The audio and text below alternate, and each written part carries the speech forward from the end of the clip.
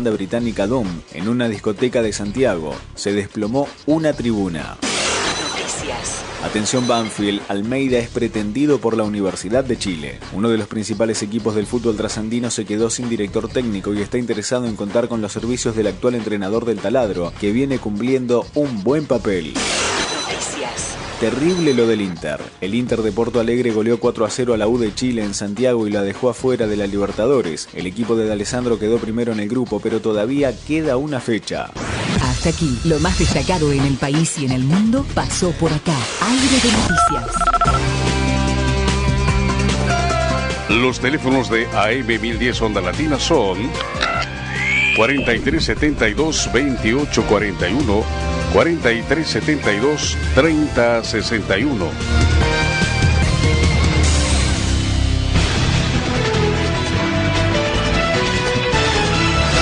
Fin del espacio publicitario.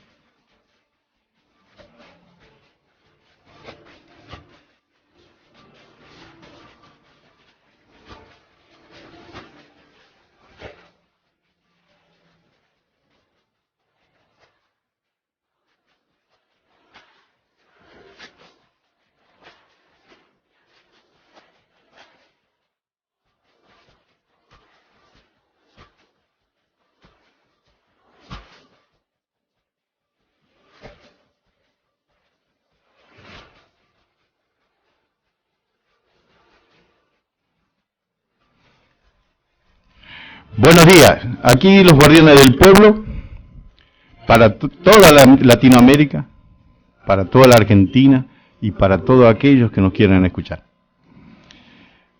Hoy es un día triste por lo que le pasó a Víctor Hugo Morales.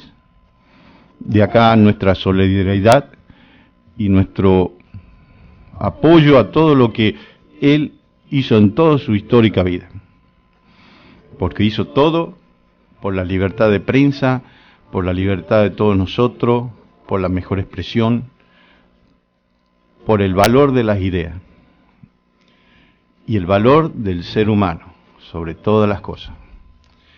Eso es muy importante. Por eso Hoy queremos rendirle un homenaje a Víctor Hugo Morales y un poco empezar nuestro programa con algo que la presidenta dijo en el inicio de las sesiones de este periodo ordinario de 2015. Aquí, escúchenla. Plan de viviendas, miren todo lo que hacen. Todo esto no fue magia. Hemos crecido casi 4 veces. No fue magia. No es que seamos más inteligentes, es que tenemos voluntad política y coraje para enfrentar lo que haya que enfrentar. Eso. Hoy la Argentina es una Argentina de coraje, es una Argentina de valiente. Por eso este programa, Los Guardianes del Pueblo. ¿Qué queremos decir con los Guardianes del Pueblo? Queremos decir que no vamos a ceder ni un milímetro de todo lo ganado. Queremos más, vamos a ir por más, para vivir mejor, para ser más dignos, para tener trabajo digno, para ser ciudadanos plenos, donde todos seamos iguales ante la ley, donde un poder judicial sea para todos los argentinos, donde cada uno de los miembros del poder judicial sirva en forma equitativa a cada argentino, sin mirar que si tiene o no tiene, si es importante o no, o si es blanco o es negro, si es del interior o de la capital. No, queremos un país justo. Para eso necesitamos un poder judicial que sepa hacer justicia, que sus hombres sean dignos para la justicia.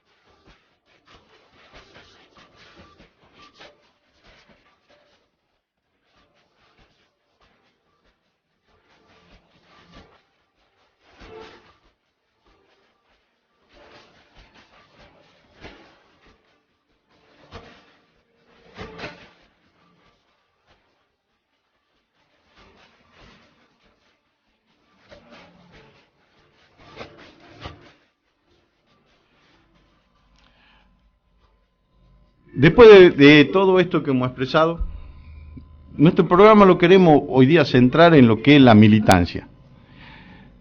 La militancia es la que se quiere y quieren en toda parte borrarla de la conciencia de todos nosotros. Muchos piensan, ¿para qué sirve la militancia?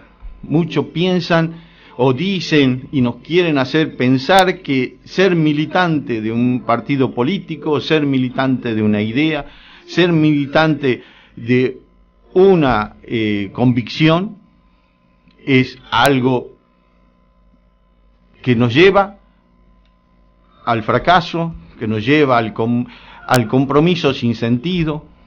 Nos quieren desmerecer, quieren desmerecer lo que es la política, quieren desmerecer lo que es ser militante político. Ayer fue un día muy importante para la historia de la militancia política. Es la primera vez que se vio en este país donde un presidente de un partido político, de una ideología política, de un compromiso político, gobernante, vaya a un acto de otro partido político, de otra militancia política, de otra característica o matices de la política o de ver el país o de sentirlo al país. Ayer el radicalismo hizo un acto de la militancia, de la verdadera militancia del radicalismo, de aquellos radicales que caminan su pueblo, que están en contacto con su gente, están en contacto con las personas y llevan la idea de su origen. Yo no soy radical, pero me admira dos cosas: la valentía de la presidenta de haber participado en un acto así, y la valentía y la honra que han tenido los radicales de poder invitar a un dirigente de otra extracción política a cerrar un acto de ello. Importantísimo. Y es un poco para terminar con aquellas cosas que dicen que se dividen, que somos nosotros los argentinos, y en forma general estamos dividiéndonos, estamos peleándonos, no estamos... Sí, es bueno en la política discutir cada idea. Es bueno en la política discutir los pareceres. Es bueno en la política discutir los procedimientos. Es bueno en la política discutir los instrumentos. Por eso le dejo a ustedes que escuchen el final de lo que fue el acto del radicalismo, y que la señora presidenta, doña Cristina Fernández de Kirchner, lo hizo delante de todos los dirigentes del radicalismo. La madurez del pueblo argentino se manifestó ahí. La madurez de la democracia que tanto nos costó conseguir se manifestó ahí. La madurez de nuestra hermandad como argentino, como latinoamericano, se manifestó ahí. Yo creo que el Papa debe estar orgulloso de ese acto. Y si hubiese y supongo que lo debe haber visto, porque le interesa mucho, a pesar de lo que muchos creen que el Papa piensa o es. No. Nacionalismo popular, con el pueblo adentro, porque no hay nación sin pueblo ni pueblo sin nación. Las dos cosas fundamentales. Y entonces, si sos el gobierno nacional, si representás los intereses de la nación, sabé que tenés que representar los intereses del pueblo, porque si no, no sos ni nacional ni popular. Pero además tenés que hacerlo en democracia. Y eso sí lo tuvimos que aprender los peronistas. Es que tal vez, y no es que uno quiera autojustificarse o justificar lo que pasó en otras etapas, tenemos que comprender también los momentos históricos que se vivieron cuando surgió nuestra fuerza política, con una gran contra, con un gran ataque externo, como tuvieron todos los gobiernos populares de la región históricamente, hasta ser derrocados. Nos tuvo que pasar la larga noche de la dictadura para entender que entonces la democracia sí era fundamental y que no podía florecer ningún proyecto nacional y popular si además no lo hacíamos en democracia. Y además comprendimos también, una vez en democracia, que no alcanzaba con la democracia en la Argentina. Necesitábamos que lo nacional, lo popular y lo democrático se reafirmara en cada uno de los países vecinos, con sus modalidades, con sus matices, para que la integración latinoamericana, de la que también habían hablado Irigoyen y Perón, mirá vos qué adelantados a la época, qué adelantados a la época, la necesidad de unir fuerzas, como fue en el Mercosur, como fue en la UNASUR, como ahora es en la CELAC, donde pudimos ver hace pocos días, la semana pasada, a Cuba de vuelta sentada entre todos los países de América. Y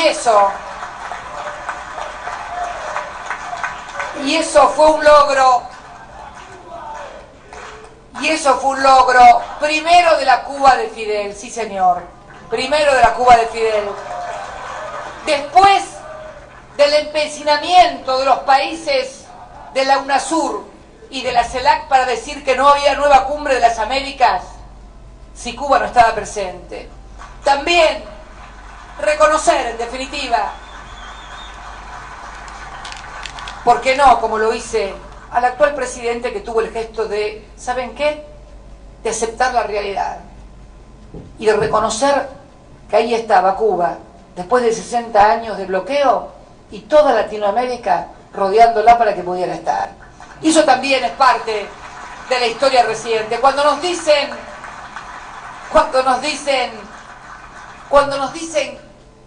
o quieren decirnos que vienen con proyectos para integrarnos al mundo, a nosotros, para integrarnos al mundo, nunca estuvimos tan integrados como ahora. Jamás, ni regionalmente, ni globalmente.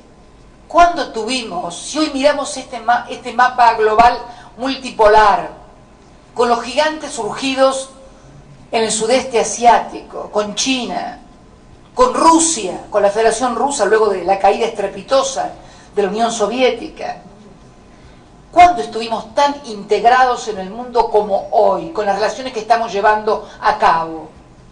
Y tenemos que profundizar en este camino. Y aquí quiero retomar lo que decía Leopoldo o lo que decía el documento, porque es una construcción colectiva. Yo también creo profundamente en las construcciones colectivas y no autorreferenciales. Estoy harta de los políticos autorreferenciales, que no son capaces, y políticas, que no son capaces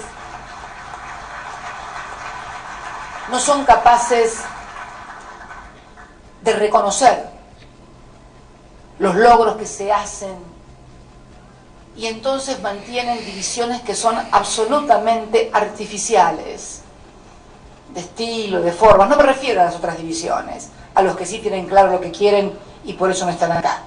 A esa derecha que vos llamaste de renovada, y que yo no digo, yo no les doy el hándicap de renovada. Yo los conozco hace mucho tiempo, por lo menos. Hace mucho tiempo. No se dedicaban a la política, tal vez, hace tiempo. Pero los conozco porque se desarrollaban en el campo empresario. Ahora han decidido venir a la política porque la quieren atendida por sus propios dueños, pero el país atendido por sus propios dueños. Pero los que creemos que el país no tiene dueños y que es de los 40 millones de argentinos, reivindicamos el encuentro, la cultura del encuentro entre los nacionales, los populares y los democráticos. No se le pide ficha de afiliación a nadie, no queremos que se afilien a ningún partido, no queremos que salgan a afiliar a ningún partido. Ya no hay necesidad de que la gente venga porque esté identificada en un partido. Al contrario, hoy vemos miles, cientos de miles que se acercan no porque están afiliados a un partido, sino porque están de acuerdo con una forma de entender y de llevar el país, que no significa de estar de acuerdo con el 100% de todo lo que un gobierno hace. Esto es como que vos estés de acuerdo el 100% con tu pareja o con todo lo que pasa en tu familia. Es imposible. Es imposible estar de acuerdo en el 100% con todo lo que se hace. Pero hay que saber separar lo importante y fundamental de las cosas que son superficiales, que muchas veces molestan por estilos, por formas, pero que nacen al fondo de la cuestión. El fondo de la cuestión es si vos creés que somos y queremos y debemos ser un país que decide soberanamente sus políticas económicas, sus relaciones internacionales, que además lleve adelante políticas de inclusión social como nunca se llevaron adelante en la historia de nuestro país. Porque además tenemos que agregarle que somos nacionales, populares y democráticos, y si algo distingue ser nacional, popular y democrático es incluir cada vez más cantidad de argentinos, no a un partido, no a un grupo político, sino a los bienes culturales, sociales y económicos que cada argentino tiene derecho por el solo hecho de haber nacido en su tierra, al trabajo, a la educación, a la salud, a la cultura. Esto es lo que define hoy la pertenencia a un proyecto nacional y popular. El concebirse como parte del todo, el concebirse como latinoamericano, el atreverse a decirle que no a los que te pisaron la cabeza toda la vida, el admitir que te podés equivocar y sabés que tenés que rectificar, corregir, y que los que tienen que venir después de vos tienen que ser mejores que vos, porque van a corregir las cosas en las que te equivocaste, porque van a lograr las cosas que te faltaron, y porque sobre todas las cosas van a honrar la historia. Sí, esa historia que algunos no quieren recordar porque no les conviene que se recuerde la historia, porque no estaban de licencia, estaban del lado de los que saquearon, del lado de los que mataron, del lado de los que secuestraron, del lado de los que desaparecieron. Nosotros nunca estuvimos de ese lado, estuvimos siempre del lado de los que lucharon por la libertad, de los que lucharon por la economía social, de los que lucharon por el trabajo para todos, de los que lucharon por los sindicatos, de los que lucharon por las universidades, los científicos, en definitiva, del lado de los argentinos. Esto es lo que define la pertenencia a este lugar. No el color, no la ficha partidaria, el corazón y la cabeza, puestos en un solo lugar, la Argentina. Muchas gracias. Hermoso discurso, de un contenido magnífico. Escuchar este discurso, hasta Perón le hubiese encantado escuchar esto. Y Balbín también. Y ver todos juntos, peronistas y radicales, buscando una Argentina mejor, el sueño de todos nuestros próceres nacionales, los verdaderos argentinos, los que dieron la vida, los que murieron por esta Argentina y por todos nosotros. Por eso es importante hoy día que empecemos a pensar cómo vamos a construir esta Argentina que viene, cómo vamos a seguir construyendo a partir de estos 12 años que son los cimientos de una nueva Argentina que ya se inició en el 2013. Eso es los guardianes del pueblo. Los guardianes del pueblo es venir a pensar y discutir y crear las ideas, empezar a compartir ideas pensando en el país que tenemos y en el país que queremos. Pero no un país que sirva a las empresas, ni que sirva a los intereses, ni tampoco un país de cipayos. La palabra cipayo viene de aquella época en cual en la India los mismos hindúes se prestaban y prestaban servicio al ejército inglés para someter a su pueblo. Así también en la Argentina tenemos cipayos.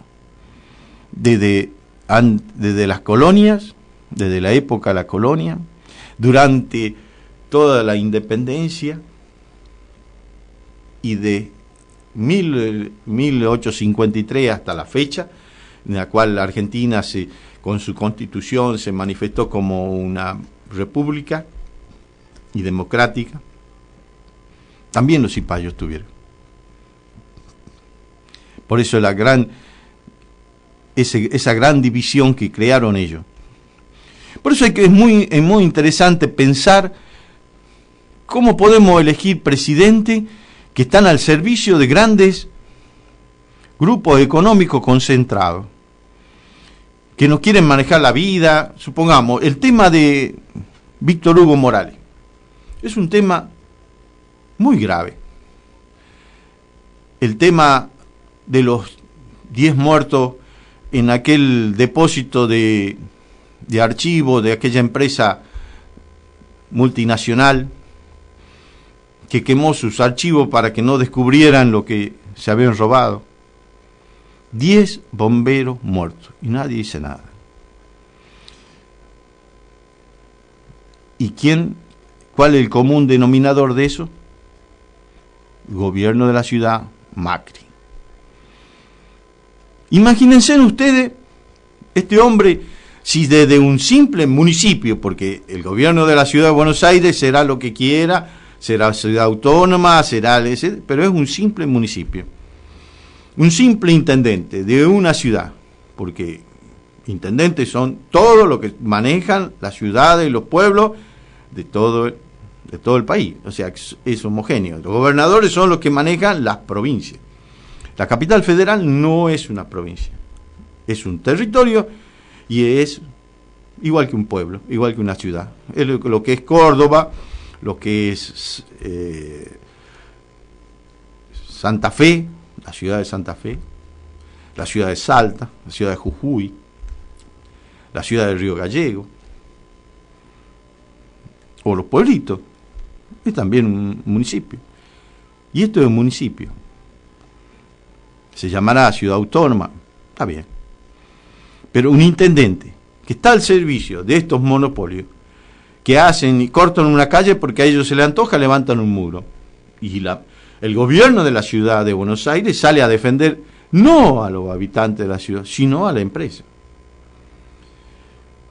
El gobierno de la ciudad le da todas las ventajas y todos los beneficios y todos los privilegios a una empresa multinacional para que guarde la documentación de muchas empresas y luego la destruya para que la justicia no avance. El gobierno de la ciudad entrega todo lo que sea a un monopolio de difusión, como es el Grupo Clarín.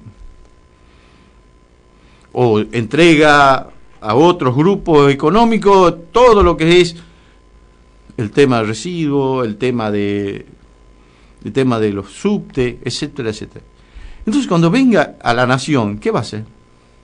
A ver, preguntémonos, ¿qué va a hacer?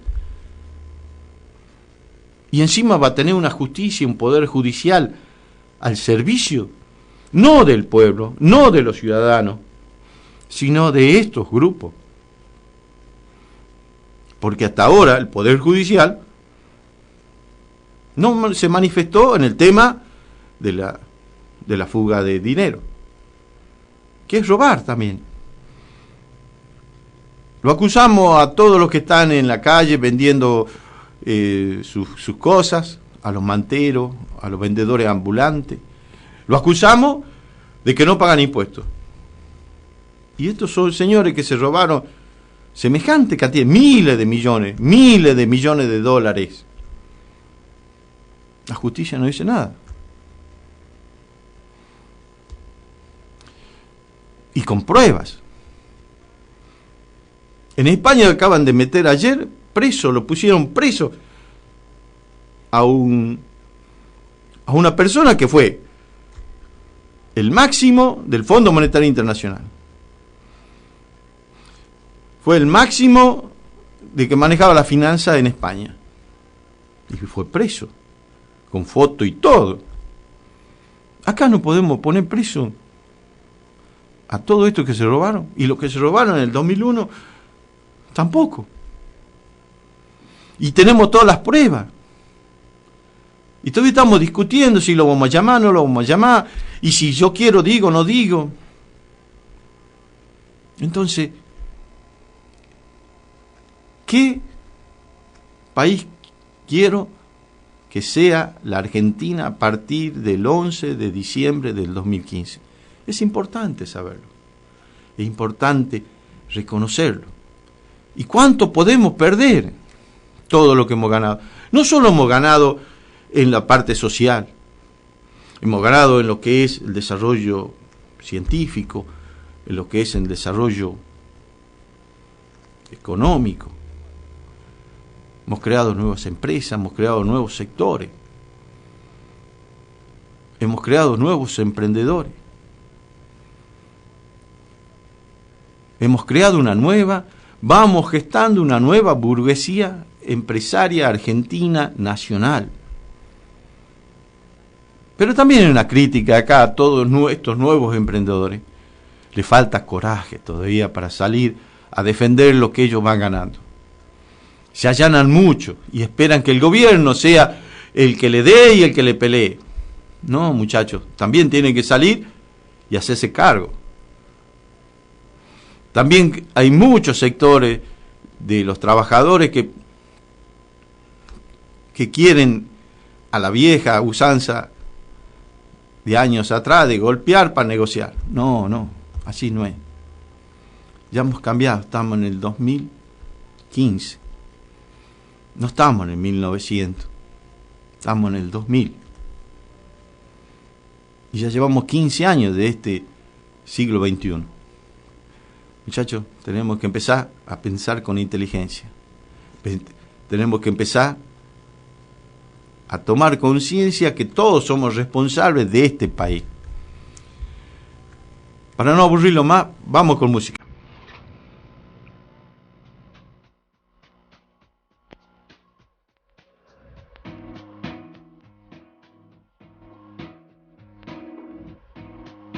Ojos rojos.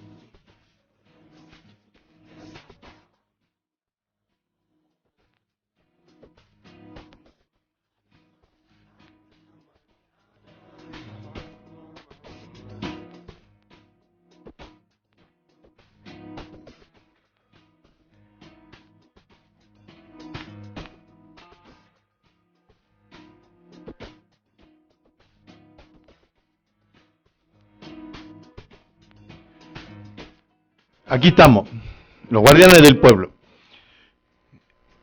Es un día nublado y tenemos 17 grados acá en la ciudad de Buenos Aires, pero es un día muy bueno para hablar de lo que es de la soberanía. La soberanía es lo más importante que debemos cuidar y proteger nosotros los argentinos. Y como decía la presidenta, soberanía es lo nacional. Por eso es importante que escuchen esta conferencia de nuestro ministro de Ciencia y Tecnología, Lino Barañao. Lino Barañao nos habla de lo que es de la importancia de la soberanía intelectual, de la soberanía tecnológica, la soberanía científica. Por eso, durante todo este periodo de los 12 años que tenemos, hemos creado 6 universidades, más de 2.500 escuelas. Es la primera vez que el presupuesto tiene asignado el 6% para la educación. Se reivindicó y todavía falta mucho, pero es importante seguir trabajando en este tema. ¿Por qué? Porque si no tenemos un pueblo con educación, con conocimiento, con capacidad de trabajo, con adiestramiento laboral, en todas las actividades, no tenemos futuro. Lamentablemente, después de Perón, del 55 hasta el 2003, lo único que se hizo es desmantelar la Argentina educativa, la Argentina del conocimiento, la Argentina de la investigación, la Argentina del desarrollo. ¿Por qué? Porque de esa manera servimos como esclavos. Y somos peores que esclavos en esa situación. Porque si ustedes piensan lo que era un esclavo en el siglo XVIII o XIX, era una persona que estaba a cargo de su amo. El amo lo alimentaba, la vestía, le daba un lugar para que viva. Digamos, tenía un hábitat. Los animales tal vez tenían más condiciones dignas de vida que un esclavo. Pero nosotros, cuando a los hombres nos quitan la educación, nos quitan las posibilidades de trabajar, nos quitan las fuentes, las diferentes alternativas de elegir trabajo, nos quitan la capacidad de poder servir o ser idóneos para realizar distintos trabajos, nos convertimos peores que un esclavo. Porque los amos de este siglo XXI, no nos alimentan, no nos dan el hábitat, sino que vienen, nos quitan el alimento, nos quitan el hábitat, nos quitan la dignidad, nos quitan todo. O sea que estamos peor que antes. Por eso no quieren que nosotros tengamos educación, no quieren que nosotros tengamos conocimiento, no quieren que nosotros pensemos, no quieren que nosotros podamos expresarnos, no quieren que nosotros podamos desarrollarnos, no quieren que seamos dignos seres humanos, dignas personas, dignos ciudadanos, dignos hermanos. Por eso nos dividen, por eso nos hacen sufrir, nos generan, nos engañan con diciendo, sí, queremos la libertad de mercado y el dólar. ¿Y el dólar para quién sirve? ¿Por los cuántos? ¿Cuánto es eso? ¿El 5? ¿El 3? ¿El 2? ¿El 1% de todos los argentinos se benefician de eso? ¿Y el resto? Pensemos. Pero los medios, los grandes monopolios de la comunicación nos van lavando la cabeza y nosotros creemos que tenemos $1, 10 dólares en el bolsillo, ya creemos que somos un fondo buitre. Lamentablemente no nos damos cuenta que nos están cocinando de a poquito. Por eso lo dejo mejor para que hable y le explique mejor a todos ustedes qué es la soberanía científica. Lino Barañao, ministro de Ciencia y Tecnología de la Nación, aquí le explica lo que es soberanía intelectual. En la historia de la humanidad, soberanía es ni más ni menos que tener la capacidad de tomar decisiones autónomas, poder decidir sobre el territorio, en primer lugar, pero también sobre qué come uno, qué profesión, qué religión profesa y demás. Eso es lo que define la soberanía de un pueblo. Y la manera de defender esa soberanía, que siempre ha estado condicionada a las ambiciones de un país vecino, una potencia colonial, esa lucha por la soberanía se ha definido, hasta no hace mucho, a través de guerras, del poder armamentístico. Y en ese sentido, ya que hacía una introducción histórica, Daniel, yo estaba pensando, a diferencia de 200 años atrás, en 1806, Joseph de Urquiza, un hacendado entrerriano, padre de Justo José de Urquiza, decía que hay que contribuir a la defensa de la ciudad de Buenos Aires y manda a un joven capitán, Joaquín Vilches, con una compañía de 25 habitantes de Concepción del Uruguay, que venga a defender la ciudad de Buenos Aires. Joaquín Vilches era mi tatarabuelo. Imagino los insultos que debe haber profesado, porque sonaba animémonos y vayan. Venía a defender una ciudad con la cual tendría pocas cosas en común. Y jamás se había pensado que iba a tener un tataranieto porteño viviendo en esta ciudad. Pero a lo que voy es que en esa época defender la soberanía implicaba tener armas, saber cómo usarlas. Afortunadamente los ingleses parece que no tenían buena puntería, gracias a lo cual estoy acá. Y lo que definía en definitiva el éxito o no era cuánta gente había de un lado y del otro y la tecnología detrás de esas armas. Y esto de tiempo memorial, digamos. El que tenía la flecha que llegaba más lejos podía pelear desde más distancia, la catapulta, todas esas cosas que se han ido inventando definían cuál era la potencia vencedora. Y el que no tenía tecnología estaba condenado a ser perdedor y a sacrificar su soberanía. Esto ha ido cambiando, y si uno ve las estadísticas, este es el periodo más largo en que no hay grandes guerras en la historia de la humanidad. Lo que no implica que no haya conflicto de soberanía. Lo que afortunadamente no hay son pérdidas de vidas humanas. No hay gente que muere en el frente de batalla, porque la situación habitual era que señores confortablemente situados en escritorios y respondiendo a gente adinerada que decidía que tenía que llegar a tal o cual mercado, enviaban a gente a morir, no siempre en condiciones muy adecuadas o muy pertrechados en los campos de batalla. Esto claramente es contrario a cualquier sentimiento humano, es defendido sobre la base de un sentimiento patriótico, pero si uno no piensa, no hay razón por la cual la gente tenga que morir para defender su soberanía, habiendo otros métodos. Pero esto, la manera de actuar sobre la soberanía de otro país no siempre es tan explícita, no siempre se basa en acciones directas.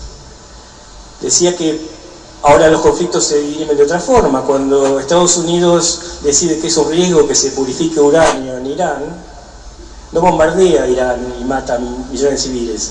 A través de un virus informático hace funcionar incorrectamente las centrífugas que purifican uranio y inhabilitan todo ese proyecto.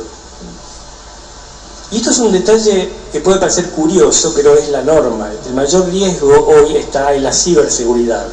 Y de lo que se habla es de ciberguerra. Porque los países se han vuelto por un lado poderosos y por otro vulnerables. Ahora está apareciendo lo que se denomina Internet de las cosas. Cualquier máquina va a tener un chip, va a estar conectado a internet. Esto es muy útil para automatizar los procesos, pero hace aparecer nuevas vulnerabilidades. Hace poco tiempo alguien mostró que un hacker podía hacer arrancar un tractor en cualquier lugar del mundo. Y había un grupo de hackers acá que proponía hacer un tractorazo en Wall Street, movilizando todos los tractores y entrando en el momento de la crisis de los fondos buitre. Esto me parece una cosa graciosa, es teóricamente posible. Y hay mucha gente y mucha plata detrás de este control que se puede tener a través de la informática de la capacidad de decisión de otro país. No solo de la información, no solo de hacer trascender información teóricamente confidencial, como lo que pasó con los Wikileaks y demás, que sí tienen efectos concretos, pero también tener acciones sobre la red eléctrica de un país, las comunicaciones, y eso sin arriesgar la vida de un solo soldado. Y esto es algo que tenemos que tener en cuenta, porque hoy por hoy la guerra va a pasar en el ciberespacio, y tenemos que preparar a nuestras Fuerzas Armadas y a todos los que están directamente involucrados a tener los conocimientos y las herramientas para afrontar este tipo de desafíos. Un país podría inactivar a un país no preparado, cerrando su economía, sus comunicaciones, pero esto sigue siendo parte del mecanismo tradicional, que hay una acción violenta, explícita, ¿no?, sobre otro país.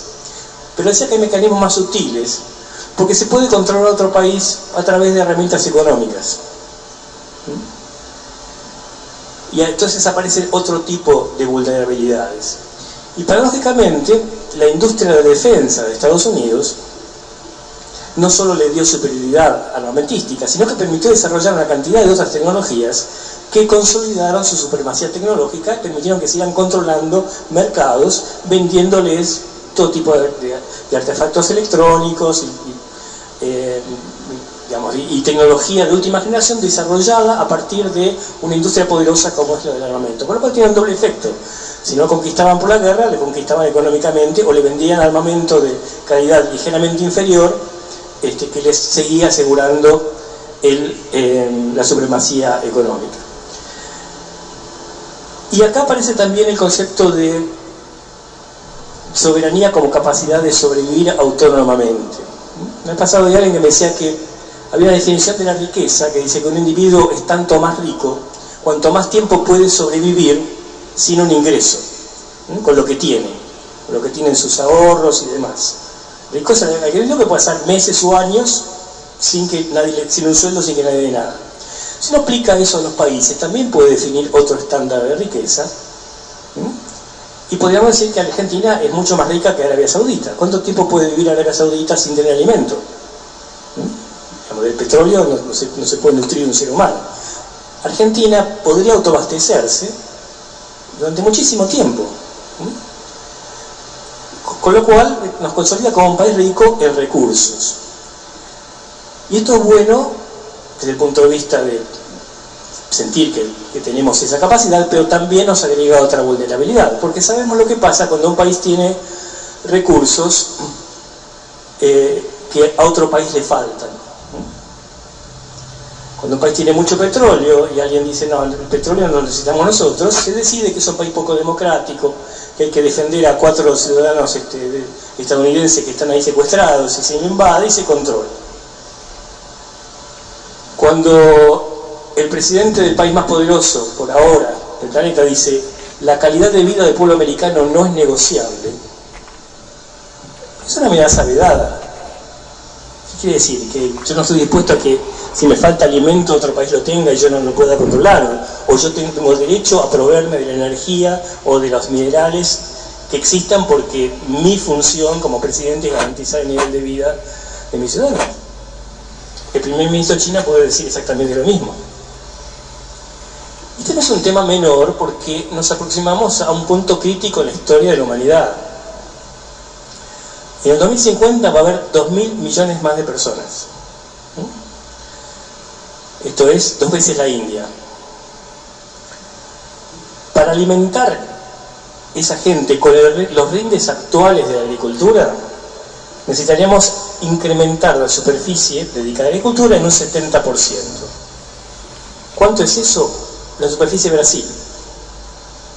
¿Dónde hay un Brasil disponible para alimentar a gente que no solo quiere comer más, quiere comer mejor? De hecho, si todos los ciudadanos del mundo se aviniera o nos aviniéramos a comer milanesa de soja, no haría falta más tierra. Pero queremos comer carne, y quieren comer carne en el sudeste asiático, que son más que nosotros, y por cada kilo de carne necesitan 13 kilos de harina de soja. Y esto va a crear una tensión política muy importante y una presión muy grande por el mantenimiento de la soberanía.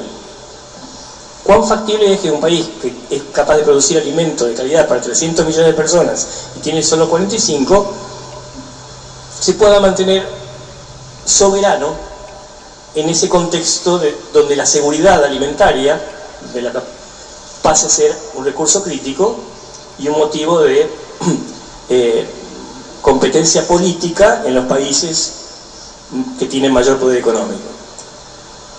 Entonces tenemos que estar preparados para eso, y la única manera es demostrar que nosotros hacemos el uso eficiente y sostenible de nuestra agricultura, que le vamos a brindar ese alimento, pero lo vamos a hacer con las condiciones que nosotros decidimos, porque además tenemos, no solo para nosotros, para el resto de la humanidad, el deber, la responsabilidad de mantener una agricultura sustentable, garantizar la conservación, porque si no, en unas pocas décadas ese recurso se puede agotar.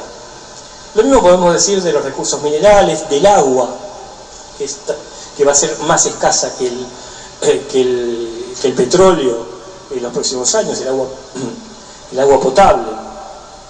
Entonces, estamos aproximándonos a una nueva crisis que se va a manejar por formas mucho más sutiles, las presiones van a ser muy distintas. Claramente no es admisible un conflicto como lo que hemos vivido, que un país invada a otro, pero hay maneras de presión que pasan por otro lado. Y en todo este contexto, lo que pasa a ser determinante es lo que siempre fue, el dominio de la tecnología. Si queremos mantener nuestra soberanía, tenemos que tener las herramientas para poder manejar nuestros recursos y poder afrontar esta nueva realidad que existe. Estamos ahora navegando en un mar de información, no controlamos la información, todos alegremente volcamos millones de datos. Y cuando digo esto, yo recientemente tomé conciencia en un estudio que hizo un economista que se llama Martin Hilbert. Durante toda la humanidad, hasta el año 2003, se produjeron 5 exabytes de información. Te dirán cuántos son 5 exabytes. Son millones de gigabytes. Más o menos es cada habitante del planeta actual, que somos un poco más de 6 millones, con un pendrive de 1 giga. Con eso bastaba para almacenar todo lo que la humanidad desde el origen, desde las curvas de Altamira hasta ahora, había producido. En el año 2013, esa misma cantidad, 5 exabytes, se producían cada 13 minutos. No puede decir, bueno, qué bien, sacamos muchas fotos, hablamos mucho por WhatsApp, pero toda esa información tiene un valor económico y estratégico tremendo, porque alguien la está usando.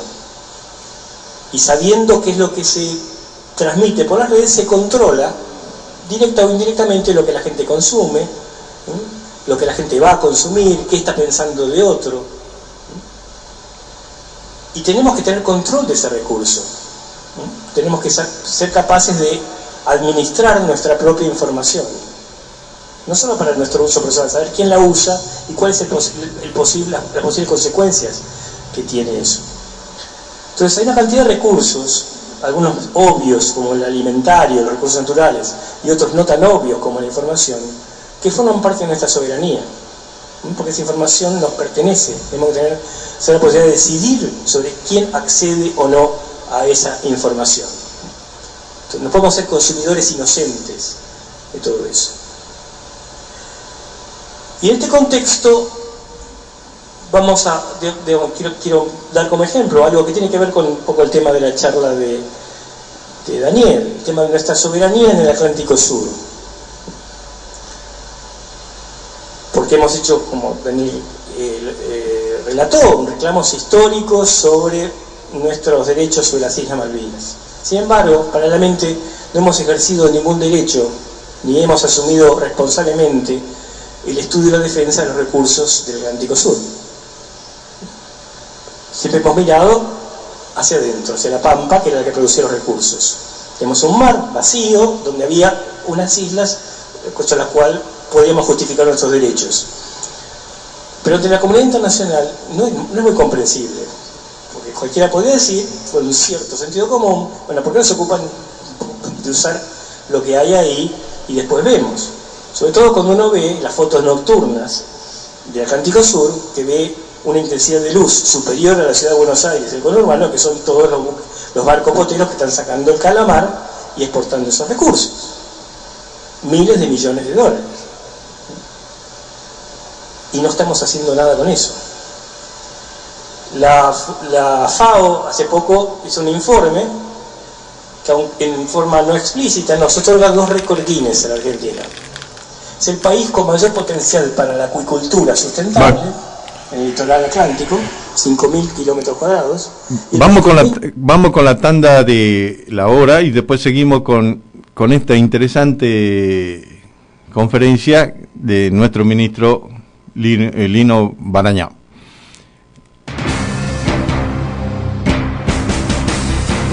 Desde la ciudad autónoma de Buenos Aires transmite AM 1010 Onda Latina. Sonido e imagen hacia los 4 puntos cardinales del planeta Tierra. Ahora, lo que pasa en el país y en el mundo pasa por acá. En el aire, noticias. La Cámara Federal aceptó tratar la indagatoria a Mañeto, Ernestina de Noble y Bartolomé Mitre. La Sala Primera dio lugar al recurso de queja presentado por el fiscal Gómez Barbela en el marco de la causa que investiga el desapoderamiento accionario de la empresa Papel Prensa en la dictadura. Estamos entrando en el comienzo de un nuevo ciclo político. El verdadero fin de ciclo fue en 2001. Cristina Fernández cerró el Congreso del Radicalismo Popular, un ala de la UCR que conduce el ex legislador nacional Leopoldo Moró, desde el Movimiento Nacional Alfonsinista. Masiva marcha estudiantil en Chile reclamó una mayor participación en las políticas educativas. Convocada por la Confederación de Estudiantes de Chile, se realizó esta mañana por las calles de Santiago y otras ciudades del país bajo el lema "Ni corruptos ni empresarios, que Chile decida su educación".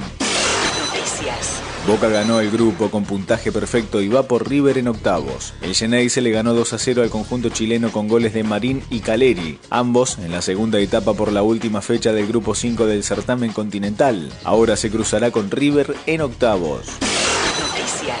Dakar 2016 correrá en Perú, Bolivia y Argentina con la ceremonia final en el Monumento a la Bandera. De esta manera el rally más difícil del mundo correrá por octava vez en el país, donde además tendrá su día de descanso en Salta. Recuperará a Perú luego de 3 años y retorna a Bolivia por tercera vez consecutiva.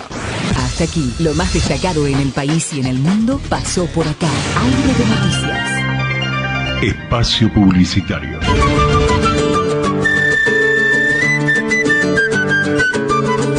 Todo el canto del folclore latinoamericano está en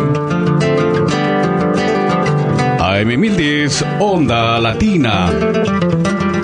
Porque la escuchaste cuando te necesitaba y no te quedaste callada. Porque llamaste y denunciaste.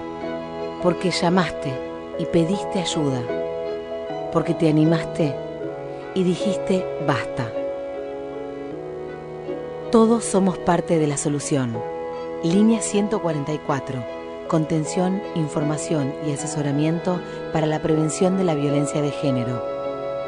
Ley 26.485 de Protección Integral contra la Violencia hacia las Mujeres.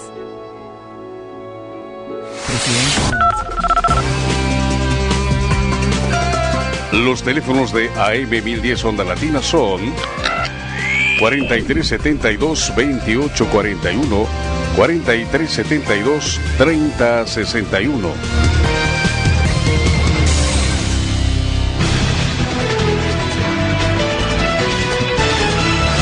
Fin del espacio publicitario.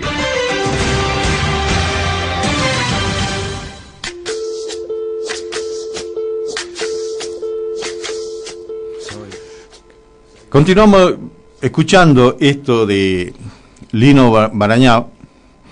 Un poco lo que nosotros queremos ponerle a ustedes es qué se está haciendo y cuánto todavía falta por hacer. Por eso es importante que todos tomemos conciencia en el momento histórico que estamos viviendo como Argentina, como país, como nación. Y también tenemos que tomar mucha conciencia que Latinoamérica es la primera vez que nuestro continente está unido y tenemos un mismo lenguaje, una misma idea, ser nosotros, los latinoamericanos. Y esto hay que agradecérselo a Chávez, también a Fidel Castro, cuando empezaron en aquellos años 60, Fidel y la revolución cubana empezó con la idea de la identidad, la nueva identidad latinoamericana. Y Chávez en el 2000 tomó esa posta, y luego Néstor Kirchner, luego Lula, luego Correa, luego Evo Morales, Dilma, Cristina, Bachelet, el Pepe Mujica. Todos empezamos a construir de vuelta Latinoamérica.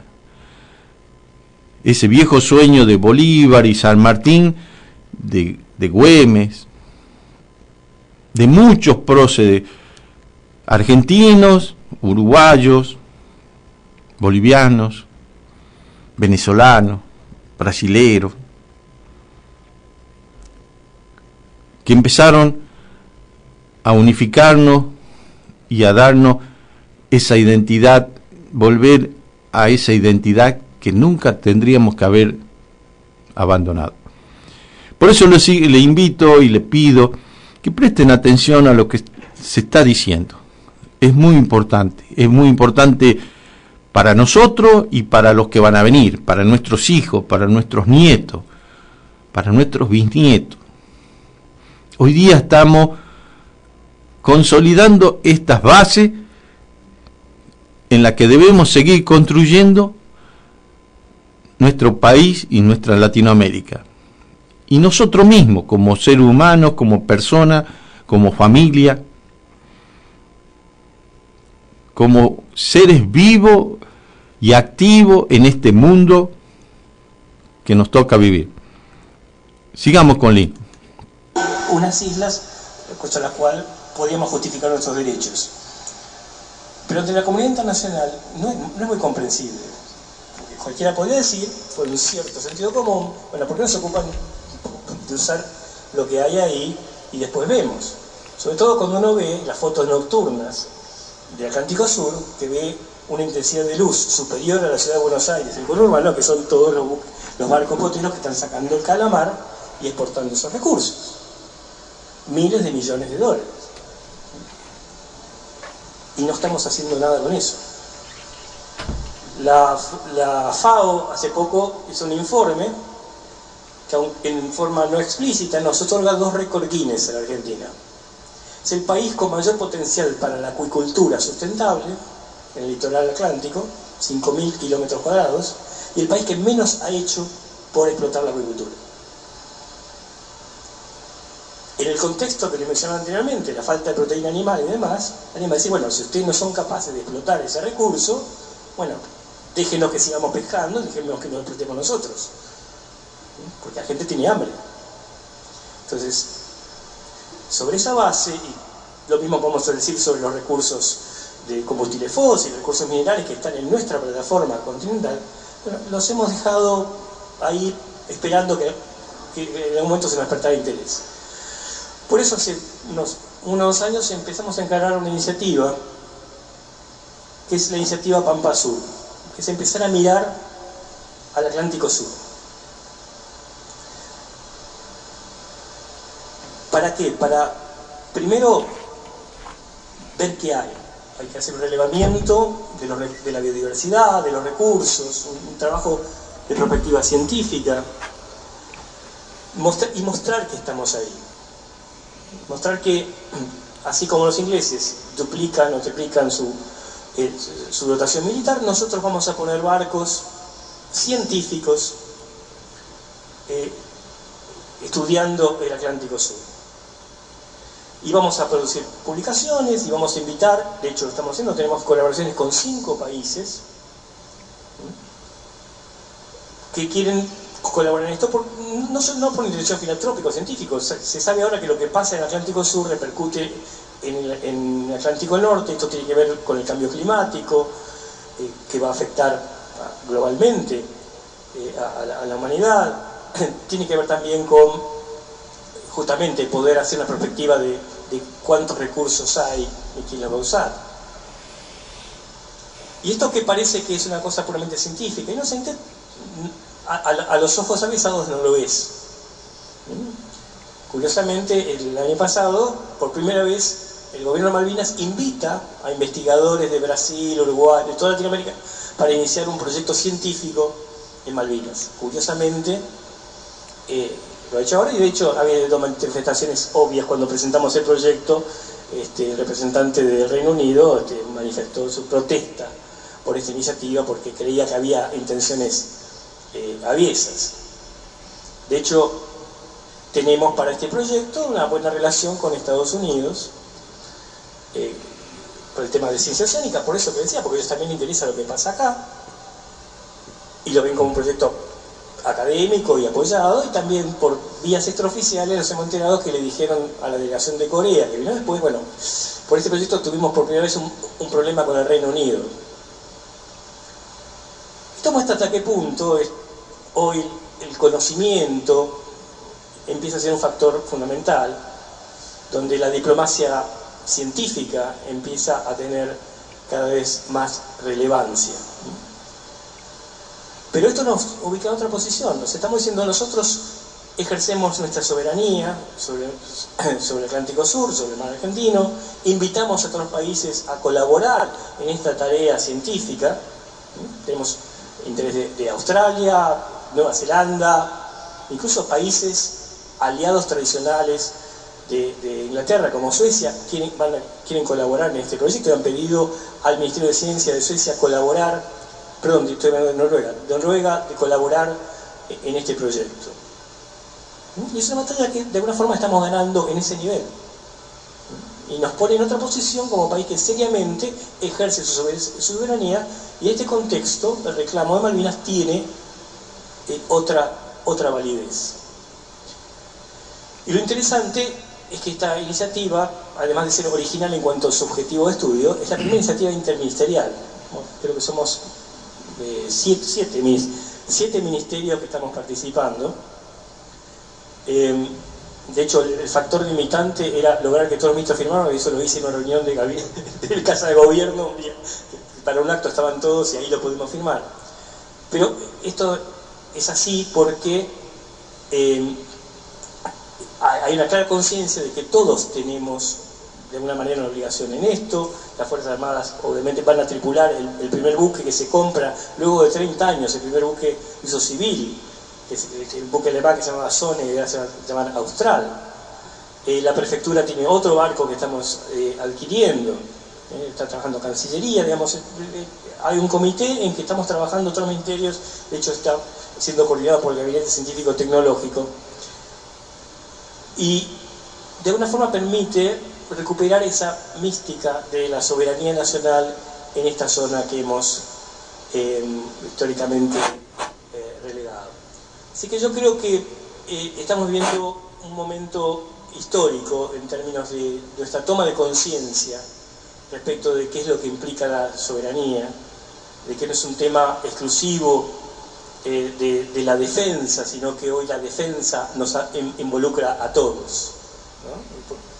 Y por eso me parece altamente pertinente realizar este deber, y bueno, felicito a Antidefensa, a la persona de Agustín, por haberlo convocado. Muchas gracias. Bueno, aquí escuchamos desde el punto de vista de la ciencia o del quehacer científico, qué significa defensa nacional o soberanía nacional. Es importantísimo reconocer todos estos logros. Por eso cuando muchos hablan a boca de jarro, que dicen que no se hizo nada, lamentablemente lo hacen algunos con la mala intención, otros desde la ignorancia.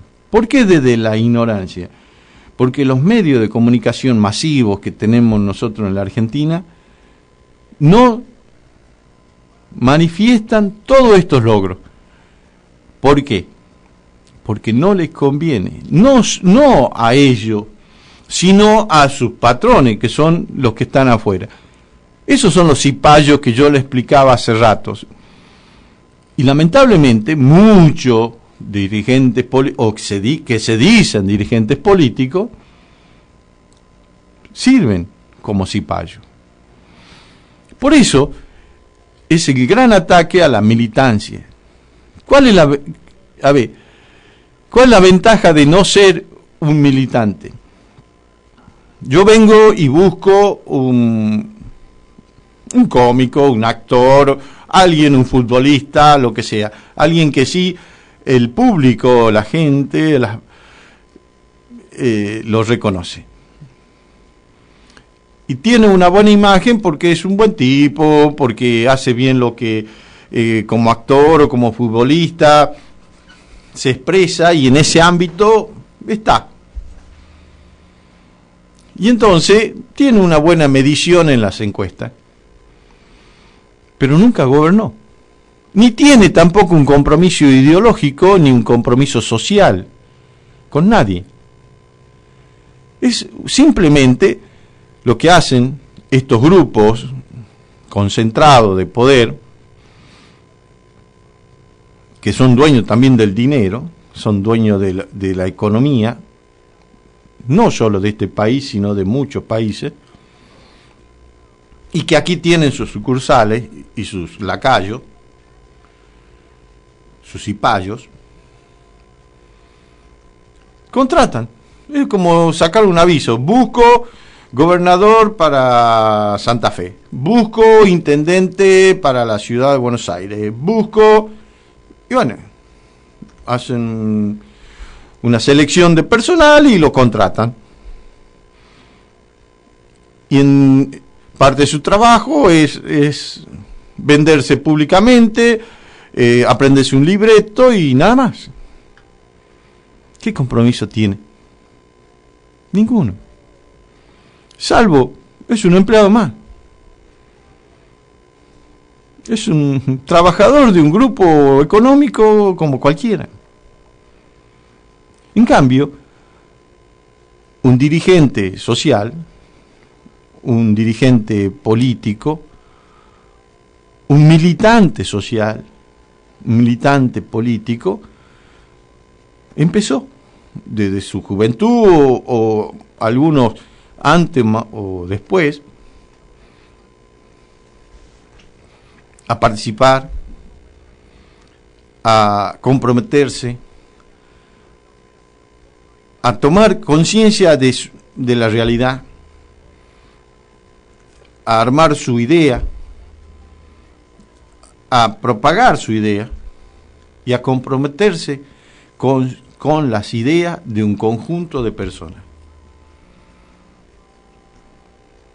También estos grupos que vienen a enquistarse de la política o de los gobiernos, no más de la política sino de los gobiernos, hablan de equipo. En cambio, en un partido político o en un grupo de dirigentes políticos se habla de compañeros, se habla de un colectivo.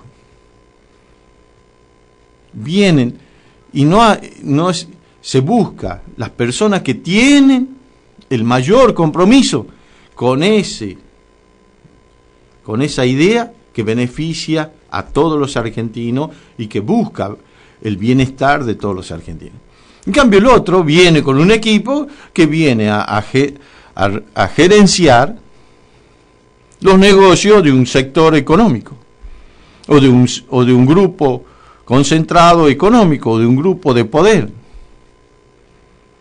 Esa es la diferencia entre dirigentes y equipo. Y ahí es cuando ellos necesitan construir todo eso. Por eso,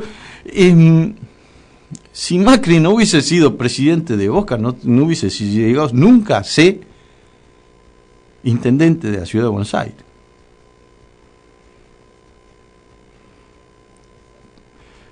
Necesitó eso, mostrarse, lo construyeron, le dieron el primer trabajo de presidente de Boca, le dieron el segundo trabajo de intendente de la ciudad de Buenos Aires, y ahora le quieren dar el tercer trabajo de presidente de la Nación. Pero nosotros también como sociedad, como pueblo, somos cómplices de esa situación. Seamos conscientes. Hagámonos responsables de lo que somos parte y de lo que nosotros no supimos discernir. Y hoy día estamos viviendo, y mañana nuestros hijos, nuestros nietos van a sufrir. Por eso lo que plantamos hoy día, lo que hacemos hoy día, el fruto, bueno o malo, lo van a saborear nuestros hijos, nuestros nietos. Ahí es donde tenemos que pensar. Por eso tenemos que terminar con eso. Yo en la política no me meto, que esto es... Por eso se desmerece. Todos son corruptos, todos son malos, todos son vagos, todos son ignorantes, todos son... No, y ellos son los sumos. Muy simple.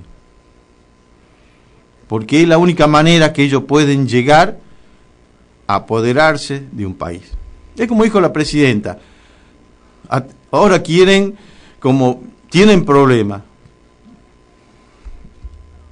de encontrar buenos gerentes, buenos lacayos, buenos cipayos. Bueno, dice, tendremos que atenderlo, va a ser atendido por sus propios dueños, como dijo la presidenta. Eso es importante analizarlo. Y es importante que sigamos escuchando esto que viene de defensa. Vamos por música.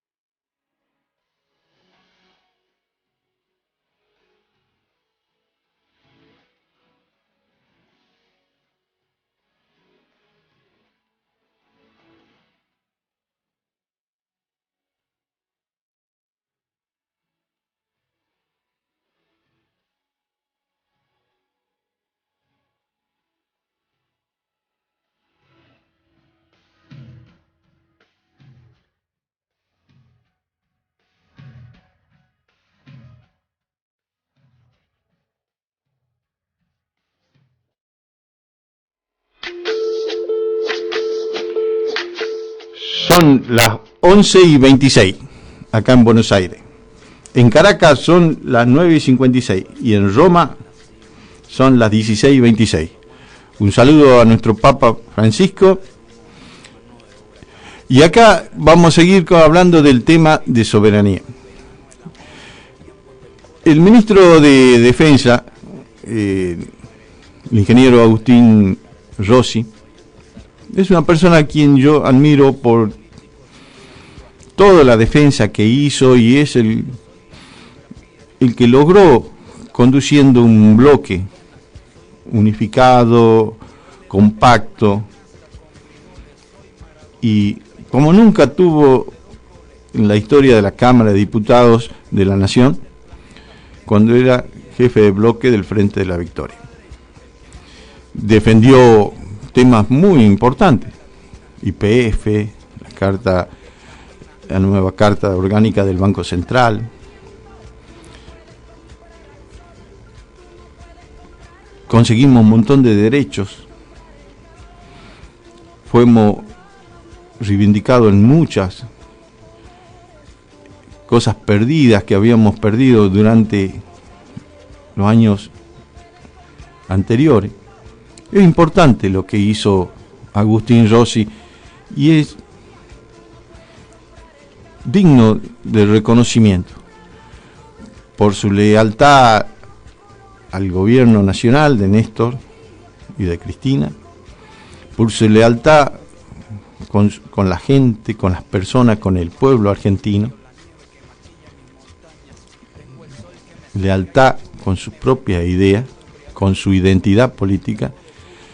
Por eso es importante que escuchemos qué opina o cuál es la definición de soberanía desde el Ministerio de Defensa. Es importantísimo conocerlo. Aquí les paso con Agustín Rossi. Y el objetivo de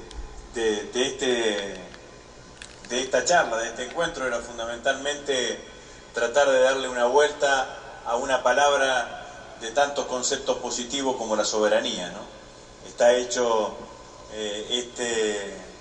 esta actividad en el marco del Encuentro Federal de la Palabra. Es el segundo año que nuestro gobierno realiza el Encuentro Federal de la Palabra. Nos invitaron a nosotros desde el Ministerio de Defensa que participemos con un stand y bueno, y acá estamos, digamos, ¿no? Lo primero que nos preguntamos es qué teníamos que ver nosotros del Ministerio de la Defensa con la palabra, digamos, ¿no? Porque no es que aparece la asociación inmediata. Y entonces la decisión que tomamos fue tratar de utilizar esto de palabras buenas, de palabras nobles y palabras feas, para no utilizar el término malas palabras, que es, como todos ustedes saben, un término muy dignificado por el Negro Fontana Rosa. El Negro Fontana Rosa tenía una opinión muy positiva de las malas palabras, porque decía que transmitían cosas que otras palabras no podían llegar a transmitir. Una de las últimas apariciones públicas del Negro fue en el Congreso de la Lengua Española, ¿te acuerdas, Daniel? Gustavo de Ministro, en Rosario, y allí hizo una exposición antológica, digamos, ¿no?, sobre el tema del uso de las malas palabras. Y decidimos entonces meternos por el camino de una palabra buena, de una palabra que transmite cosas positivas, transmite cosas que son beneficiosas para el conjunto del país. Y junto con esto nos planteamos dos objetivos. Bueno, cómo se resignifica el concepto de soberanía en Argentina, qué significa para nosotros el concepto de soberanía, y al mismo tiempo tratar de mostrar que las Fuerzas Armadas participan integralmente de un concepto muchísimo más amplio que el concepto tradicional que se puede tener sobre la mirada de en qué parte de la soberanía están involucradas las Fuerzas Armadas, que la lógica y la respuesta automática de cualquiera es la defensa de la integralidad territorial. Y un poco el video que pasamos de presentación tenía que ver fundamentalmente con esta idea, ¿no?, con tratar de mostrarles a todos, de mostrarnos a nosotros mismos que las Fuerzas Armadas de hoy o que la política de defensa de hoy es un concepto muchísimo más amplio que el concepto tradicional o el concepto más automático que uno tiene alrededor de lo que es y lo que hacen las Fuerzas Armadas hoy en la Argentina y su involucramiento con la política y su involucramiento con el concepto de soberanía que tradicionalmente nos lleva al concepto de defensa de la integralidad territorial, cosa que hacemos, pero también desde la política de defensa se hacen muchísimas cosas más. Lino decía referencia recién a lo que son los desarrollos científicos y tecnológicos. Bueno, la verdad es que los principales desarrollos científicos y tecnológicos de la humanidad han nacido en el seno de las Fuerzas Armadas. Y las Fuerzas Armadas argentinas hoy, la política de defensa de la Argentina hoy, tiene también claramente ese concepto dual. Nadie realmente piensa en un desarrollo científico y tecnológico para uso exclusivo militar. En general, la mirada dual para uso militar y para uso civil está presente claramente en cada uno de esos objetivos y de esos planteos. De hecho, el Ministerio de Defensa tiene un centro de investigación tecnológica de la defensa, su director está aquí acompañándonos a todos nosotros, y también cada una de las fuerzas tienen sus direcciones de investigación y desarrollo, así se llaman, ¿no? Direcciones de investigación y desarrollo que se dedican fundamentalmente a los desarrollos científicos y tecnológicos de cada una de las fuerzas.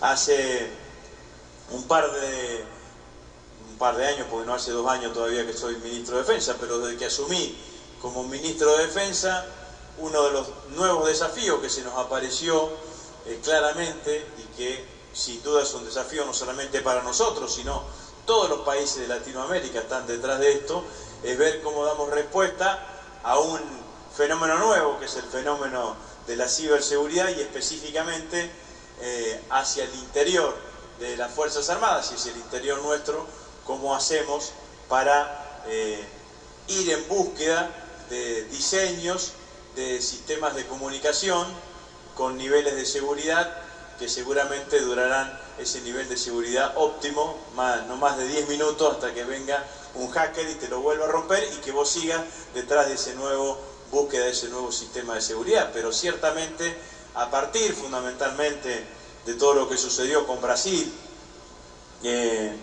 con haberle intervenido el correo de mail a Dilma, y bueno, se generó una toma de conciencia quizás en toda América Latina de la importancia de lo que es la problemática de la ciberdefensa. Recientemente la presidenta autorizó la creación de una dirección de ciberdefensa en el marco del Ministerio de Defensa, y anteriormente ya habíamos creado en el Estado Mayor Conjunto un comando de ciberdefensa, y estamos detrás de presentar antes de final del año un centro de ciberdefensa en donde podamos articular no solamente las áreas correspondientes al Ministerio de Defensa y las Fuerzas Armadas, sino los convenios que tenemos con las distintas universidades públicas y privadas de la Argentina que están trabajando en este sentido, y también con el sector privado empresarial, que puede ser un aporte más que interesante alrededor de conjugar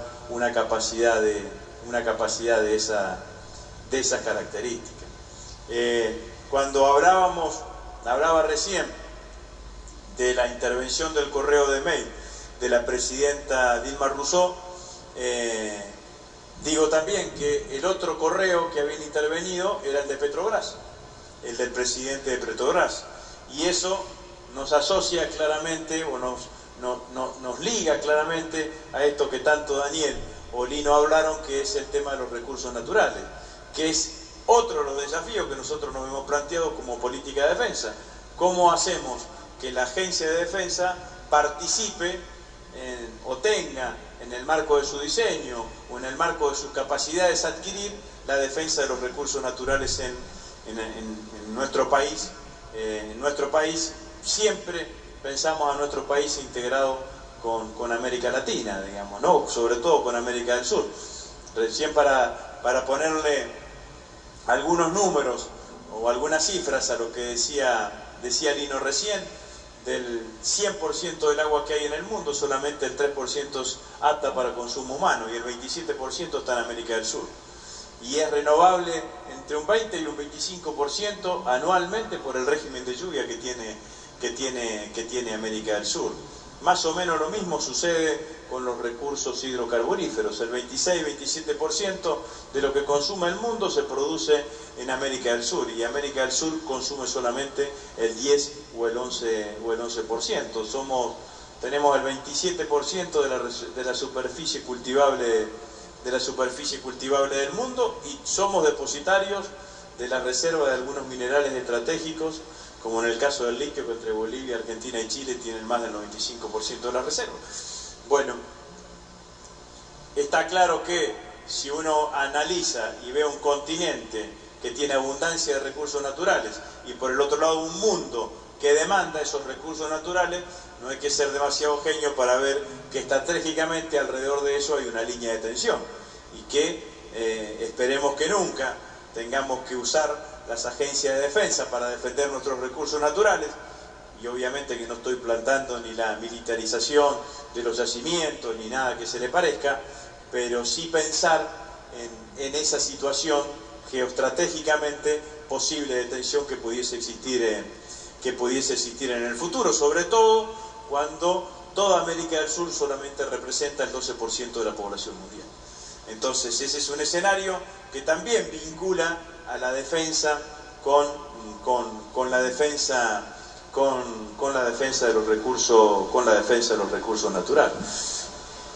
El concepto de soberanía es un concepto que tiene múltiples miradas, pero uno podría decir claramente que cuanto mayores grados sean de lo de soberanía que tenga nuestro pueblo o que tenga nuestra nación, mayores son las posibilidades de tomar decisiones autónomas, y en ese marco de mayor posibilidad de tomar decisiones autónomas están claramente en juego el destino de nuestro pueblo o la aventura de nuestro pueblo.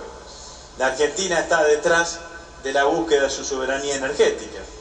Su soberanía energética tiene que ver con la explotación, entre otras cosas, de los recursos hidrocarburíferos no convencionales. La existencia de yacimientos no convencionales en la Argentina no es una cuestión de poca envergadura. Estados Unidos, un país históricamente demandante de hidrocarburos, ha logrado niveles de autoabastecimiento energéticos altísimos a partir de la explotación de los recursos del petróleo y el gas no convencional. Dicho de otra manera, digamos, ¿no? Muchísimas veces las tropelías bélicas que hubo en el mundo fueron motivadas por esa demanda del propio Estados Unidos. Si la Argentina en los próximos años, con Vaca Muerta, con la recuperación de YPF, que es otro acto de soberanía, ¿no? Porque claramente mientras YPF estaba en manos extranjeras, los objetivos que perseguía la administración de la principal empresa petrolera argentina en manos extranjeras correspondían a los objetivos de esas empresas extranjeras, no eran convergentes con los objetivos que tenía el país, que era lograr autoabastecimiento energético. Entonces estábamos presos detrás de una ecuación económica que tenía que ver exclusivamente con la rentabilidad de esa empresa. La recuperación de YPF por parte del Estado permite claramente apuntar a lo que significa el autoabastecimiento energético y orientarla en este sentido. Si la Argentina tiene autoabastecimiento energético, o en la medida que la Argentina vaya recuperando escenarios o porcentajes de autoabastecimiento energético, Argentina sale desde el punto de vista económico de la restricción externa que hoy tiene, que es la escasez o un nivel de ingresos de dólares que produce nuestra economía, que se ven claramente tensionados por la cantidad de dólares que tenemos que utilizar para equilibrar nuestra demanda energética. Entonces la situación económica de nuestro país pega un cambio notable, digamos, ¿no? Con un nivel de autoabastecimiento energético, la Argentina vuelve al escenario que teníamos en los primeros años de Néstor Kirchner, que era el escenario de los superávit gemelos, superávit la balanza comercial y superávit fiscal, y tiene un horizonte de 30 años de energía barata y real, y ahí la Argentina se puede plantear claramente seguir aumentando su proceso de industrialización, completando algunos aspectos de sustitución de importaciones, por ejemplo en la industria automotriz, o apostando a otros proyectos estructurales como puede ser la industria ferroviaria o la industria aeronáutica, ¿no?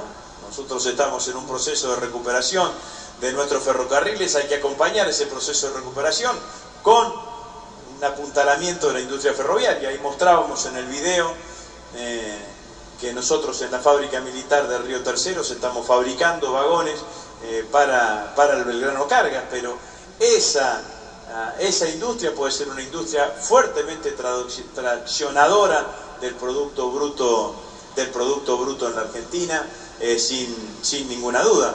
Y alguna vez fuimos un país pionero en la industria aeronáutica en el mundo, no sé si en el mundo, pero sí en América Latina, sin ninguna duda. Nosotros impulsamos este año, después de muchísimo tiempo, desde FADEA, la Fábrica Argentina de Aviones, reconstituir después de muchísimos años una cámara de empresas ligadas a la industria aeronáutica, pero yo estoy convencido que ese puede ser otro de los proyectos estructurales.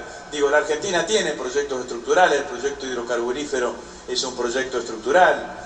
Uno va a cualquier lugar no a cualquier lugar, pero en muchísimos lugares de la Argentina hay empresas que están fabricando insumos para la industria hidrocarburífera, independientemente si tienen un pozo de petróleo a 100 kilómetros o a 3.000 kilómetros, y eso indica el impacto que tiene una medida de esas características.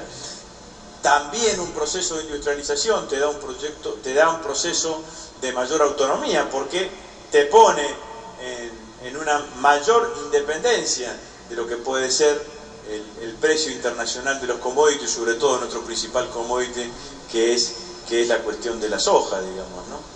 Recuperamos, yo me acuerdo que cuando debatíamos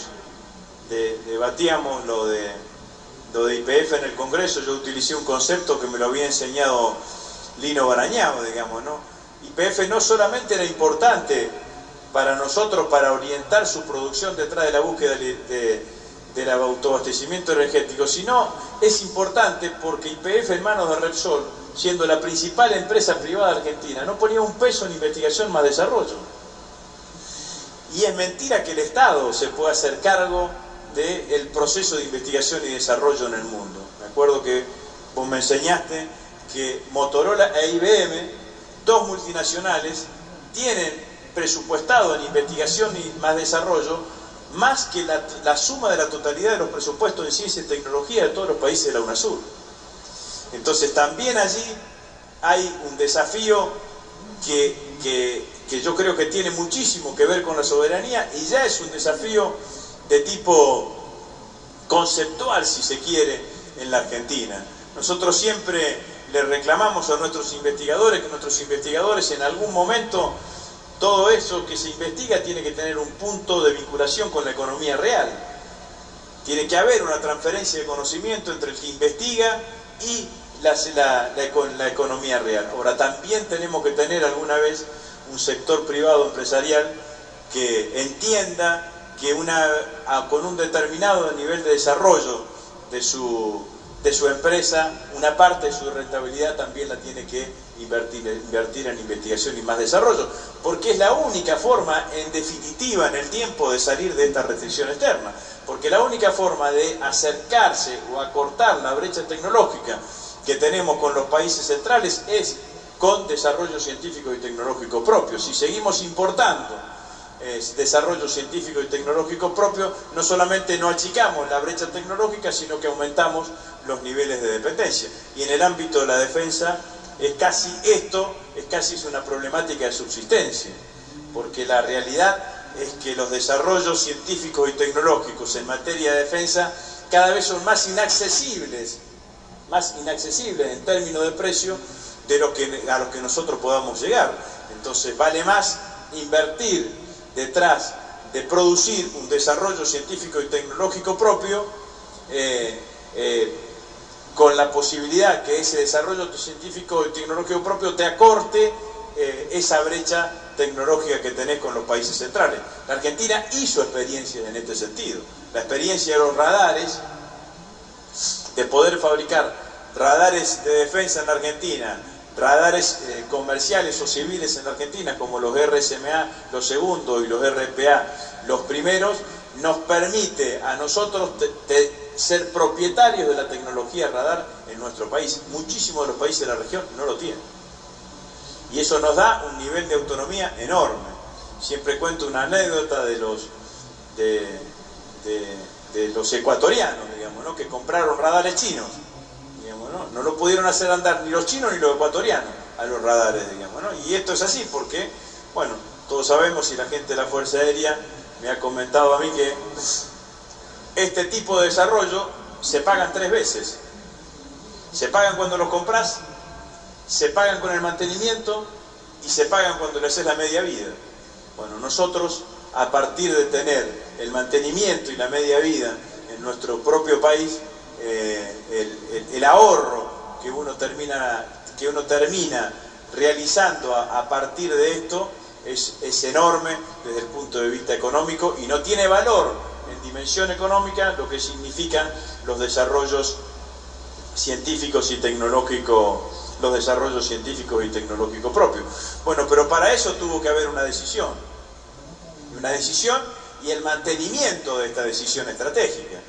Porque en el año 2004, cuando Néstor Kirchner tomó la decisión de hacer el SINVICA, el Sistema Nacional de Vigilancia y Control Aeroespacial,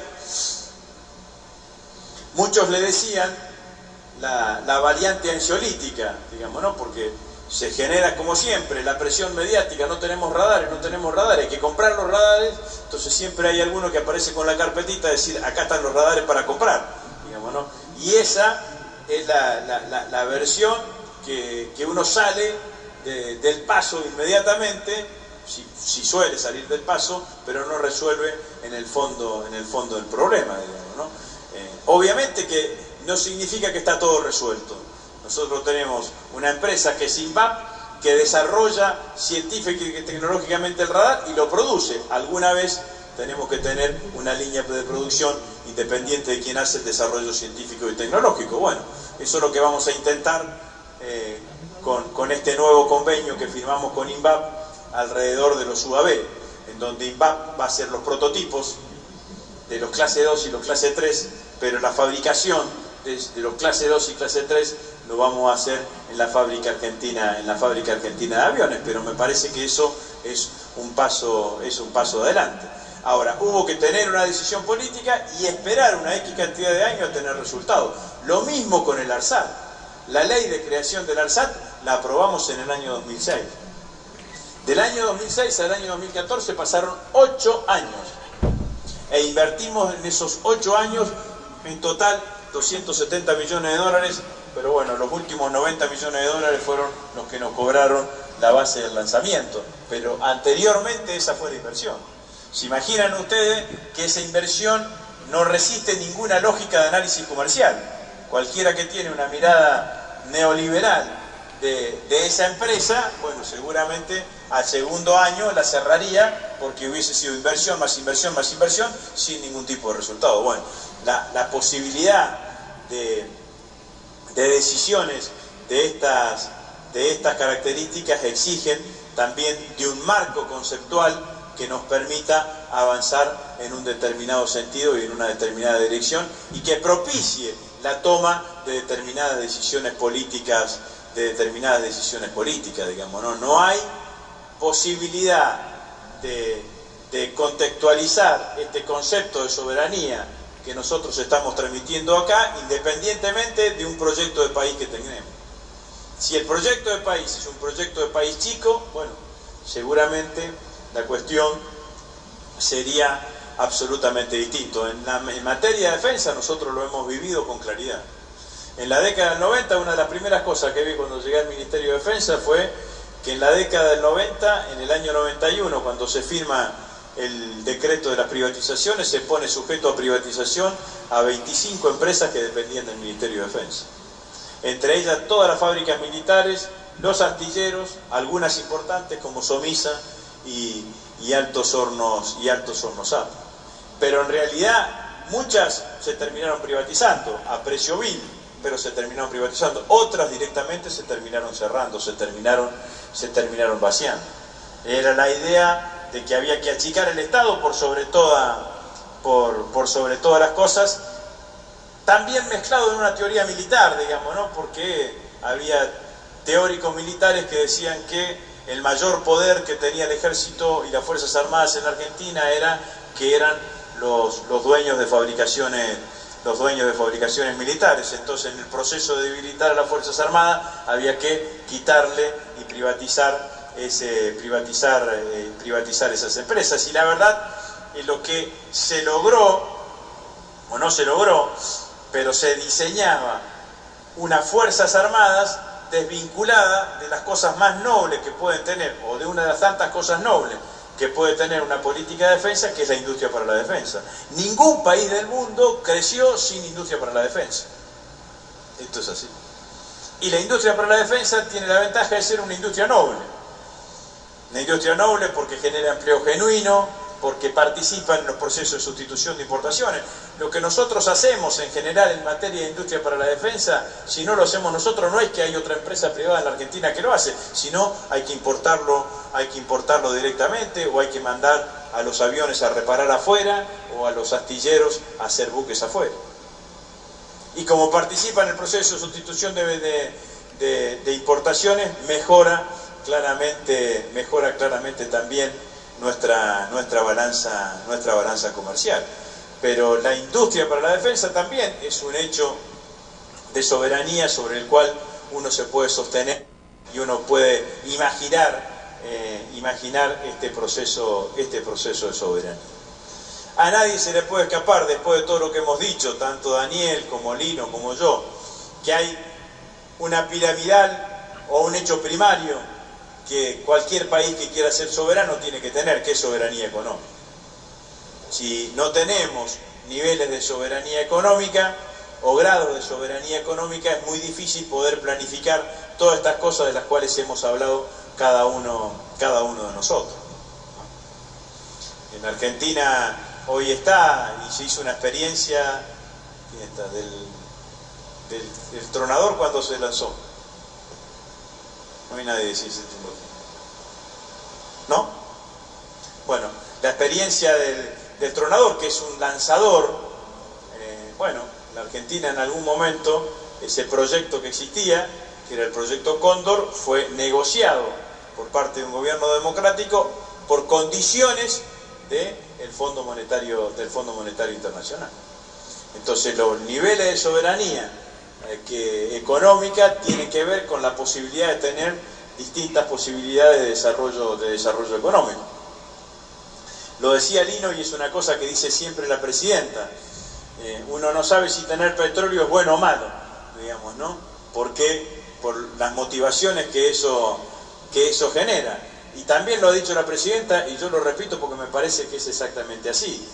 Cuando uno analiza la propuesta de algunos dirigentes opositores, que dicen primero que hay que ir a pagar lo que dice Griesa, sin discutir absolutamente nada, si la Argentina entra en un escenario de sobreendeudamiento, digo sobreendeudamiento es un nivel de endeudamiento externo que no sea compatible con la evolución de la economía argentina, la exigencia de ese sobreendeudamiento va a venir primero sobre las empresas públicas que hemos recuperado en los últimos años, el sistema previsional argentino que hemos recuperado en los últimos años, y si no alcanza va a venir por los recursos naturales. Entonces el debate que ha tenido nuestro gobierno alrededor del accionar de los fondos buitre ha sido un debate o una posición que fundamentalmente lo que ha hecho nuestro país es defender las reestructuraciones de los canjes de deuda en el año 2005 y en el año 2010, que nos ha permitido hoy tener el ratio de deuda más bajo de la historia de los últimos años de historia económica argentina, y además uno de los países que más se ha desendeudado del mundo en los últimos años, y eso permite tener un nivel de independencia y de autonomía a la hora de la toma de decisiones económicas que son claramente trascendentes. Entonces, a mí me parece que esta palabra soberanía, que es una palabra que vale la pena conjugar, es una palabra mucho más simpática que, por ejemplo, la palabra ajuste, que suele ser presentada, digamos, en otros lugares y de otras maneras. Es un concepto que hay que resignificarlo, y que lo que estuvimos charlando recién acá, y entre lo que mostramos en el video, tocamos varios de los aspectos en los cuales se puede especificar la soberanía de un país, la soberanía territorial, la soberanía alimentaria que decía Lino, todo lo referido a la cuestión de Malvinas, a la soberanía sobre los intereses los intereses marítimos, nuestra proyección a la Antártida, la relación de recursos naturales con soberanía, la soberanía económica, soberanía financiera y la soberanía en términos generales de un proyecto de país. Para nosotros es imposible pensar un proyecto de país sin la dimensión de la soberanía.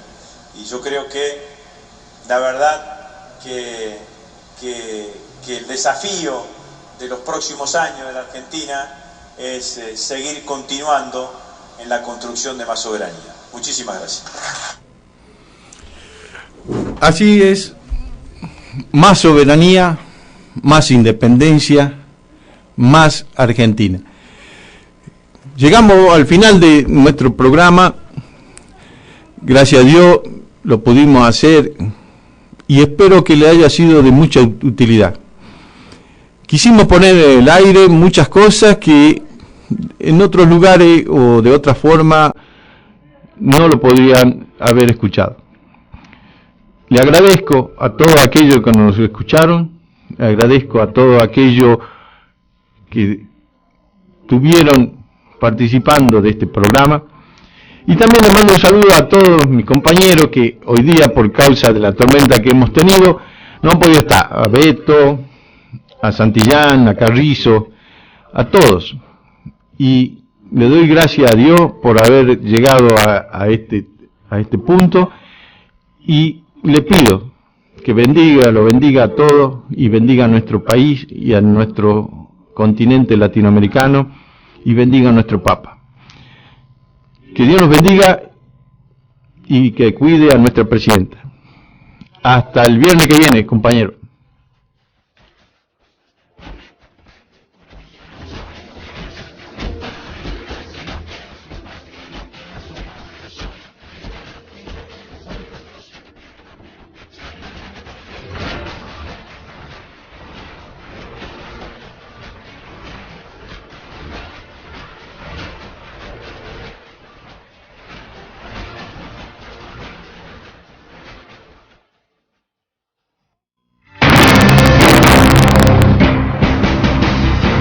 Desde la ciudad autónoma de Buenos Aires transmite AM 1010 Onda Latina. Sonido e imagen hacia los 4 puntos cardinales del planeta Tierra.